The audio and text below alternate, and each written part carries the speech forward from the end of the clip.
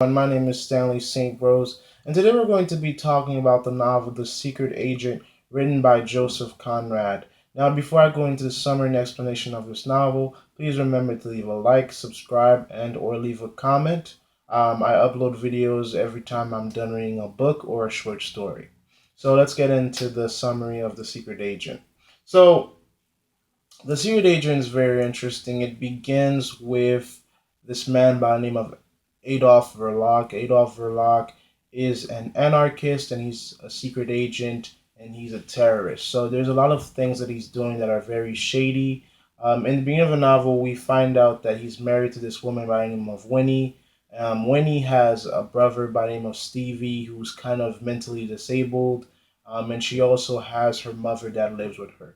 So in the beginning of the novel, we meet Adolf Verloc's family, and they all live together in this house. They have a store that basically that's their business, and it's the store and Adolf's secret agent finances that basically keeps this family afloat. So that's Adolf Verloc's family. That's what we're introduced to at the beginning of the novel, and from there we kind of go into who Verloc really is, and we learn that he's of course a member of this anarchist group that have this main goal of creating anarchy. Anarchists are not trying to build different governments or resettle or remake or renew government. They're just trying to destroy civilization and just let men be free just because. So it's quite interesting. So we learned that Verloc's not really doing a good job as a secret agent, as a terrorist, and his bosses are not really quite happy with him. They don't think he's causing enough anarchy, which kind of makes sense because you're an anarchist. You should be causing anarchy. So Verloc is kind of stuck because he doesn't know what to do because he doesn't really want to kill people because in the novel what's really interesting is he doesn't know his own mindset. He doesn't know exactly what he wants in terms of politics. He's just doing things because he's getting paid for them by the anarchist. He's getting money and he can support himself and his family. So keep in mind before we go any further that Winnie and the rest of Verloc's family do not really know about Verloc's secret agent activities.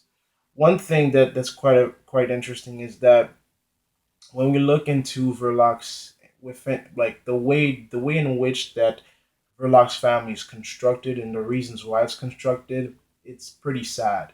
Winnie only married Verloc because it was convenient. It was the thing to do because she didn't want to live a life that's mediocre. She married Verloc because she felt that Verloc would provide for her, her brother Stevie, and her mother. It's kind of almost as if Winnie married Verloc, not out of love, just really out of need. There's no sense of pure passion between Verloc and Winnie. It's really more um, convenient. And I think that exists for Winnie and even Verloc. Verloc, he's just happy to have someone to give him food, clean the house, take care of stuff around the house. And it looks as if that's all he needs within a wife. He just needs a wife to sleep with him when he wants to feed him, and to clean up after him. And that's the dynamic between these two. It's just they both get something out of this marriage. Winnie gets the protection and well being of her family, and Verloc gets a caretaker basically. So the novel goes on, and Stevie does have a lot of problems. He has very deep emotions. There's several places within the novel where he feels bad about pain being bestowed upon different things. For instance, in the novel we see there's a cabbie that whips a horse, and Stevie gets upset over this, and he kind of like gets really mad. And he does a lot of things like that within the book. He can't um, beyond this, he can't keep a job. There's several jobs that he get within this novel, but he can't keep them. There's one job that he gets within this office building, and what he does is he set up he sets off fireworks in the stairwell. And every place that he goes, to be a shoe shiner, to be a message, kind of delivering message to different people, he can't do anything. Everything that Stevie tries to do, he can't do anything right. He's not focused. He loses concentration. The only thing that seems to interest him within the novel is kind of like making circles. He loves to draw circles, and we see him several times within the novel just drawing circles. It seems to keep him calm, and also kind of seems to make him happy in of a way. So what happens later in the novel, the anarchists at the beginning of this novel, this happened in the beginning of the novel. The anarchist told Verlac, of course, he has to blow up um, this Greenwich Observatorium. It appears in the novel, and the anarchists tell Verlac, since he's not doing very well as an anarchist, you have to blow up the observatorium. And Verlac wants to keep his paycheck. He wants to keep his status. So he kind of like reluctantly agrees to blow up this observatorium. And what happens is this guy by the name of the professor. He knows how to build bombs. He builds a bomb for Verloc, and he's also a member of the anarchists. So Verloc, he has the bomb, and another significant thing that happens here is after he gets the bomb, Winnie kind of pushes Stevie on Verloc to kind of like get them closer together. And she wanted Stevie to kind of like get out of the house and have like a companion. So Verloc kind of makes Stevie his companion, and they start going off on walks together. And of course, Winnie doesn't know who Verloc truly is, even though he's her husband. She doesn't really know who he is. And so what ends up happening, um, Verloc makes Stevie go to the observatorium to blow up the bomb, but before he even gets there, because of Stevie's antics, and of course, he's mentally disabled. There are things that he can't do, and trying to carry that out, he blows up himself, which goes back to the idea that Stevie can't complete any job. Even a job he wasn't aware that he was doing, he couldn't complete it. He was supposed to go into the observatorium. The bomb was going to explode. He was going to die, of course, but that was kind of a job that he had to do, even though that Verlag didn't really tell him he had a bomb with him. He just gave him the bomb and told him to go into the observatorium.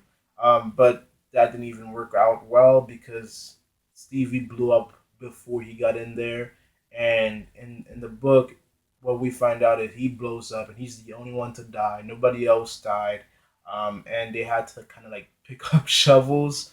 This is in the book, the way that the book describes it, even though this is kind of sad, but the way that the book describes it, it's really funny because they said that they had to pick up shovels to kind of like shovel him, to shovel his body parts and pick him up, which is it's horrific, but at the same time, it's just the way that the book describes it, it's kind of funny. So when he doesn't know who died, this makes news within the novel. We They find out, that somebody had died trying to blow up the observatorium, the Greenwich Observatorium, but they don't really know who he is because he's in millions of pieces. So nobody really know who died. Winnie thinks that um, Verloc and Stevie are together. She gave Stevie to Verloc. She trusted um, Verloc. She really trusted Verloc because, after all, Verloc is her husband. And the other thing is, Stevie is like a child, is like a son to Winnie. Winnie's been taking care of Stevie, her brother, since she had consciousness, and she really looked at him not just as a brother, but really as her son. Because she, first of all, she didn't even have children, so she really looked at Stevie as her son. So she doesn't know this, but what ends up happening, we have an investigation that starts, right? An investigation starts, and during this investigation, this is how Winnie figures out that it's Stevie that died during the bomb because everything is revealed to her. The police show up at her house because there was this inscription in the jacket that Stevie was wearing. It was kind of like the address that the shop and the house that Winnie and her husband lived in. So the cops show up there, and these are two different cops. We have Chief Inspector Heat and another cops that shows up, and they question Winnie, and they figure out that she and the police figure out that it was kind of that Stevie's the one that died in that bombing, and Winnie is kind of like she doesn't know what to do. She is going crazy. She thought that Verloc was going to take care of her brother, and it really just hurt because she trusted this man. She trusted Verloc. Verloc was a secret agent. He was a terrorist, and there's parts in the novel that even suggested he was working for Russia. So it's a shock to her, and she goes insane. She cries. She's crazy. She's going crazy. She doesn't really understand what's happening. Now the other thing that happens is that Verloc comes home, and he figures out that Winnie knows that Stevie is dead, and he explains everything to her. He says, "Oh, it was an accident. He wasn't trying to kill him. It just happened by accident. Stevie died by accident." And what happens is Adolf Verloc does something in the novel that's very, very horrible and tasteless. Um, Even though that when he was grieving, he comes home, he says he's sorry, he kind of like apologizes, and he goes to lay down on this couch, and he kind of like gestures to Winnie to come to him, for him to kind of get into like a sexual act. And Winnie was just appalled and mad because he just made a gesture for her to come forward so he could sleep with her. And she's like, in her mind, she got mad, she got furious. Um, you know, you just killed her brother, and now you're asking her to come forward like a servant. Um, so she grabs a knife, and the knife, you kind of, while you're reading the novel, while you're going through the novel, throughout that whole scene of Verloc laying down on this couch, um, you keep hearing the narrator keeps mentioning this knife that's in their presence, and in one fell swoop, when he grabs the knife and kind of stabs Verloc to death, and it's not like several stabs. It's just she just grabs the knife and just jab it into him. He's a very, of course, Adolf Verloc is not a fit man. He's kind of big. He's not really a person you would think who's a secret agent. Um, and to prove that, when he's about to stab him, that one fatal stab, he kind of sees it coming, but he's so slow and he's so lazy. He's like, I'm not gonna move. I'm just not gonna move. So he just lays there and he and he just stays and gets this stab, and he dies. And when kind of like after he she kills him, she realizes, oh my god, Um, I just killed a man. So she kind of goes off running. She meets this guy by the name of Asapan. And Asapan was also a member of the anarchists. He, in the novel, kind of knew Winnie, but he knew that Winnie was married to Verloc. Again, keep in mind that Winnie's kind of is much younger than Verloc.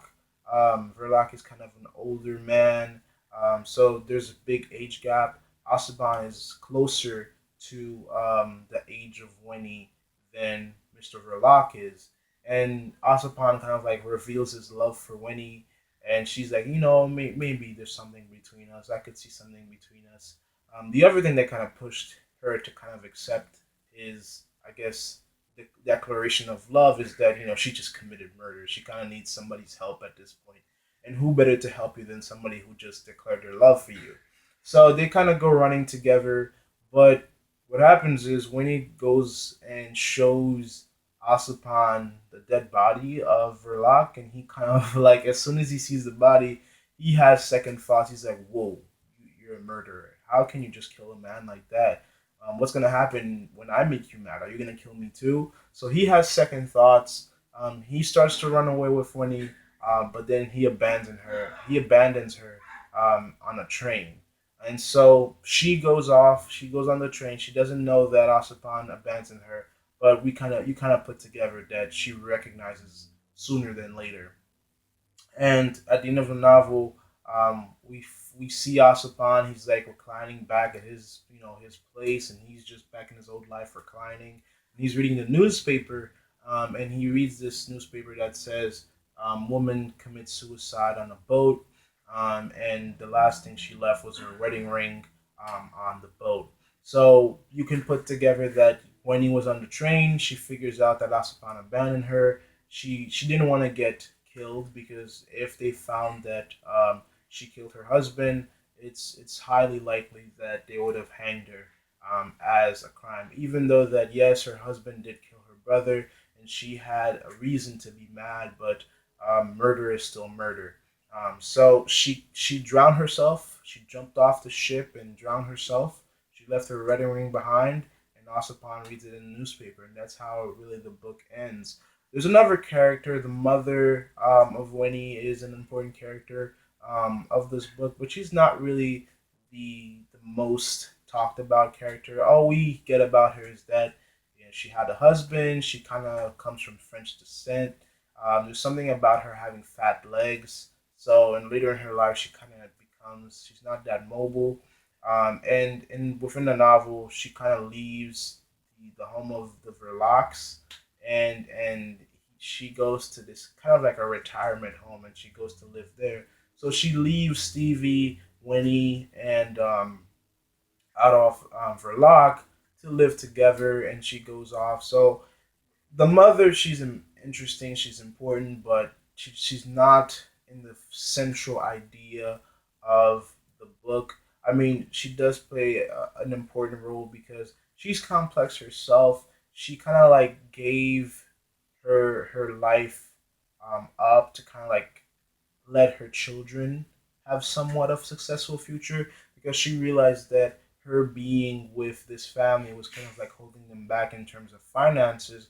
So what she did is she went to a retirement home or a home where she could live and let Adolf Verloc kind of take care of Winnie and Stevie, which is very, very horrible because he does the exact opposite of that. He is the main reason why Winnie and Stevie dies because he sends Stevie with a bomb. Bomb explodes. Stevie dies. Then Winnie kills him, and then she commits suicide.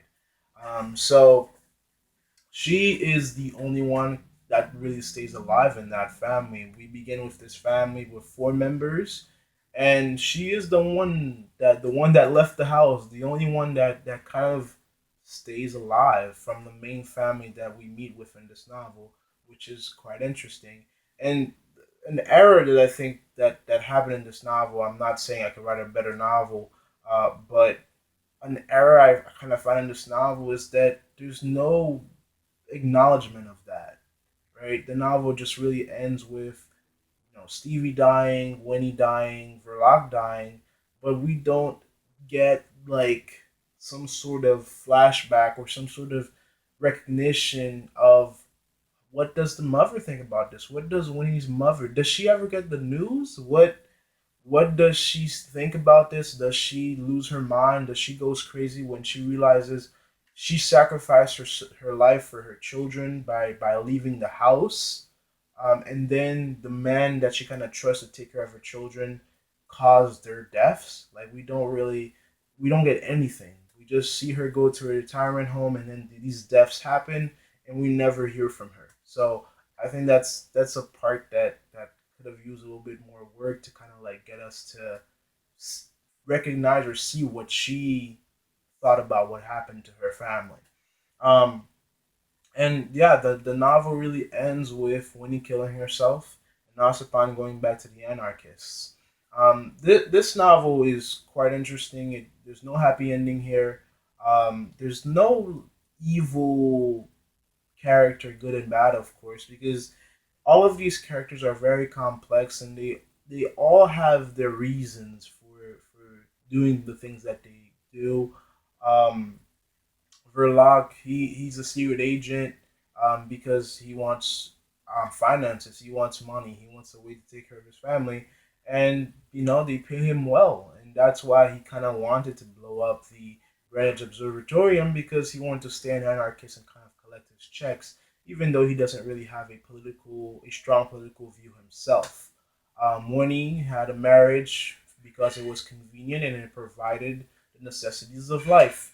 Stevie, he's just a lamb to the slaughter because he dies just because he wasn't smart enough or he didn't have the mental capability to recognize when Verloc was taking advantage of him. And the mother, she just disappears. She goes off, and we never get her, um, comments on what she feels about her family being killed off. So that's the secret agent. This in the title we kind of get the idea this is supposed to be a simple story, but it's really not a simple story. It's very complex in terms of analysis. It's very complex because every single one of the characters that appear in this novel um, have an intense background. Chief Inspector Heat, um, Commissioner.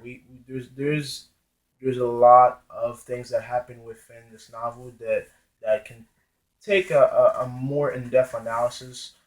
But that's the general idea of the secret agent. That's really what happens in it. Um, Verloc's not really a person that I would take for being a secret agent. I mean, a lot of people ridiculed him for not really looking like a secret agent, which is quite interesting because if nobody suspect you to be a secret agent, wouldn't that make you a good secret agent? Because if you see a big man that's out of shape, that doesn't look that bright, he's a secret agent. There's probably no way you're gonna be like, all right, that guy's a secret agent. So maybe he is a good character for being a secret agent, or maybe he's not. So that's a point that I thought about in reading this novel. So that's my summary and explanation of what I found and what I saw and what I read within this novel. I hope you guys like that summary. Please leave a like, subscribe, and comment, and I'll see you guys in the next video.